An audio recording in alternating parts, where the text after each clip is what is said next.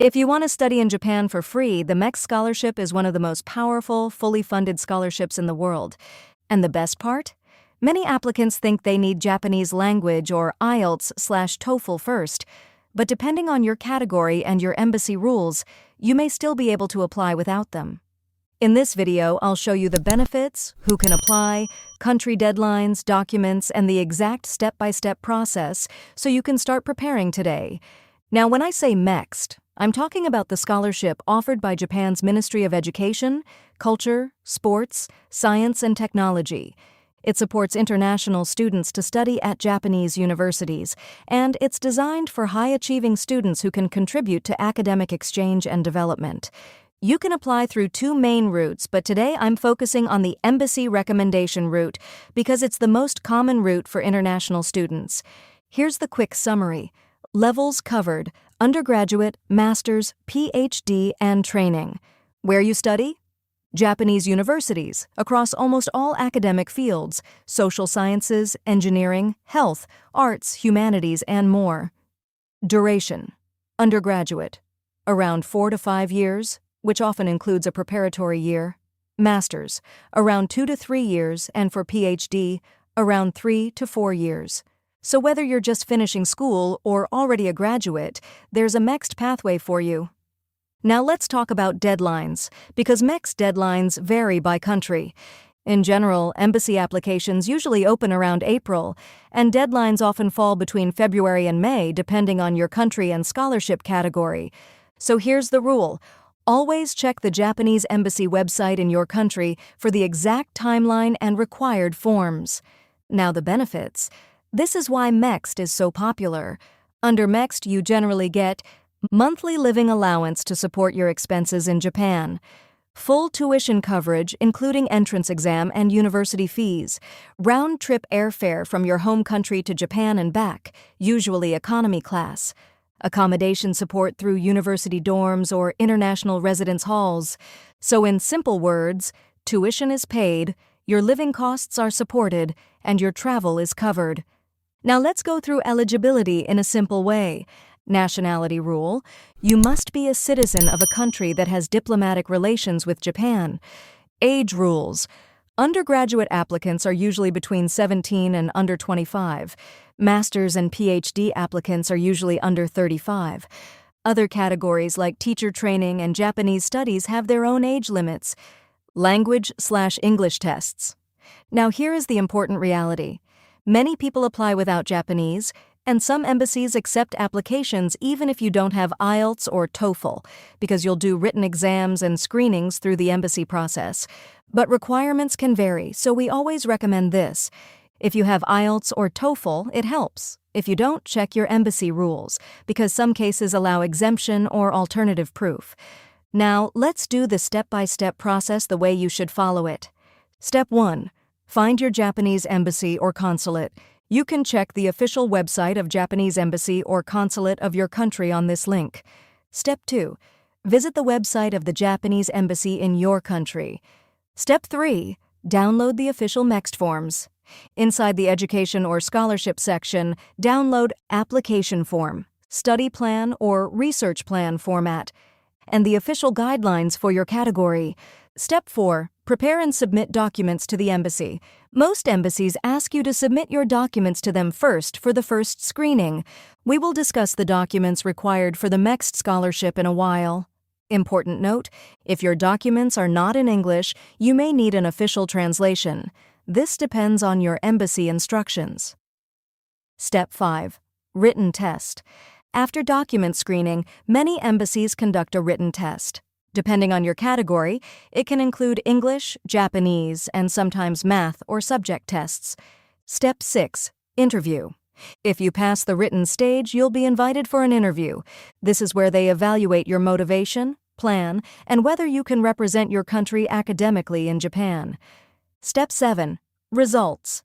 Finally, successful candidates are announced through the embassy website or email instructions, and you move forward into university placement and final approval stages. Now, let's discuss the documents required for MEXT Scholarship.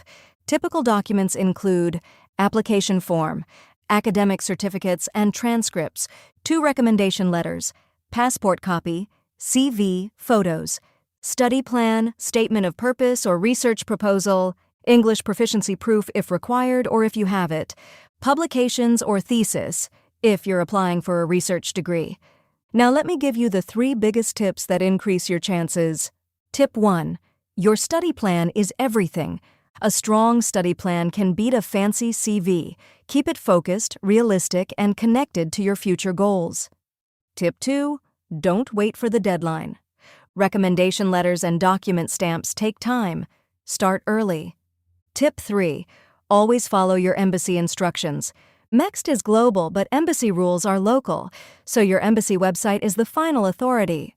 All right, now I'm going to show you how to find the official MEXT Scholarship page for your country and where you can download the forms and guidelines. You can simply copy the same steps I'm doing on my screen. This is Japan's official Ministry of Foreign Affairs page that lists Japanese embassies and consulates worldwide. Find your country and click the embassy link. Now I'm inside the Embassy of Japan website for Malaysia. From the top menu, I go to something like Culture and Education because scholarship announcements are usually posted there. On this page, you can see sections like Study Info and Education-related links. Look specifically for Scholarship Information. That's usually the shortcut to the MEXT pages. Here you can see the Scholarship Information link. I click this because it typically shows all MEXT categories like undergraduate, research students, teacher training, and Japanese studies. Now you can see a full list of scholarship categories, and this is important. You must open the exact category you're applying for.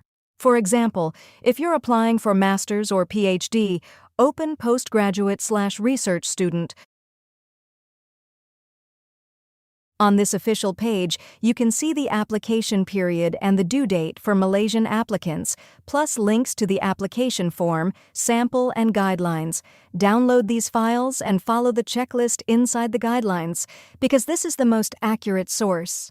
All right, let's go through the official MEXT Scholarship 2027 application form for research students, step by step.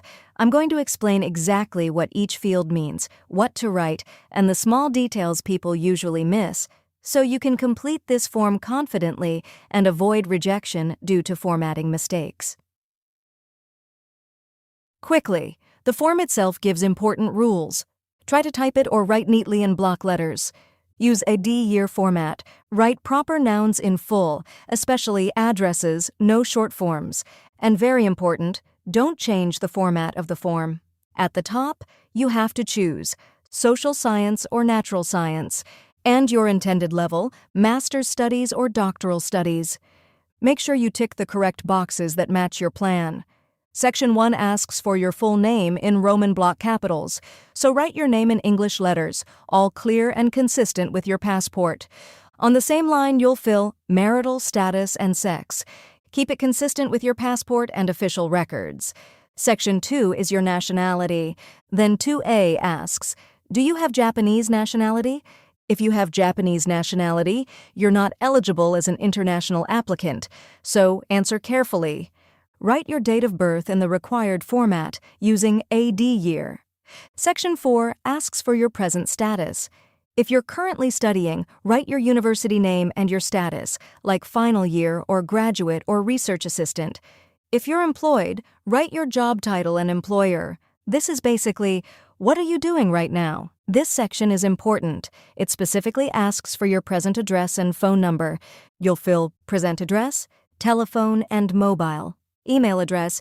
Even if you're from another country, use your home country contact details because this form is for your country's Japanese embassy process. Section 6 wants your past field of specialization, and the form clearly says, not a list of subjects. So don't write math, physics, chemistry. Instead, write something like mechanical engineering with specialization in renewable energy systems, or economics with specialization in development policy and econometrics. Be detailed and specific. Now, Section 7 is one of the most important sections. This is where selection committees really look closely. You must include Present field of study, your research theme after arrival in Japan and study program in Japan in detail, basically your study research proposal. The form mentions formatting. If typed Tahoma 10-point, you can attach extra pages only if necessary, maximum 3 additional pages. So keep it structured. What you want to research, why it matters, how you'll do it, what outcomes you expect. Next is your complete education timeline from elementary onwards. You'll fill the table for elementary school, lower secondary, upper secondary, undergraduate, graduate if applicable. For each provide school name and address, entrance and completion month/year, period attended, certificate details. At the bottom calculate total years of schooling mentioned above. Section 9 asks for 2 recent employment records, starting from the most recent. Please include real employment and do not include internships or part-time jobs. For each job, you'll add organization name and address, period, position, type of work. After that, fill the date of application, add your signature, and write your name again in Roman block capitals. And remember the note, don't leave any column blank. If something doesn't apply, write NA. Now the form has an attachment checklist. Tick what you're submitting. Required: 1 copy of original or certified academic transcript, bachelor's and master's only. 1 copy of certified degree certificate, bachelor's and master's only. And there's a very important note. They say they do not need school exam results, IC photocopies, resume, or CV. At the end, there's an optional annex, ASCOJA recommendation. This is only for candidates who meet all these conditions. Depart to Japan as research student in April 2027. Proceed to a master's course. PhD is not eligible for this. Apply to a university in Tokyo or nearby. Receive 6 months Japanese language preparatory education at Tokyo Japanese Language Education Center before graduate school. If you match all conditions and you're interested, tick yes or no, then add your signature, name, and date. But again, it's optional. That's all about the application form. Along with this form, there is a sample form. Sample form shows you how a correctly filled application should look, including formatting and how to write entries neatly. Use it as a reference so your form matches the expected style and doesn't look incomplete. You should also check guidelines for MEXT. These guidelines explain the official rules, like who can apply, what fields are accepted, required qualifications, and key conditions for the scholarship period. Before submitting anything, read this once so you don't miss a requirement that could disqualify your application. And that's the complete overview of the MEXT Scholarship 2026 to 2027, benefits, eligibility, documents, and the full embassy application process.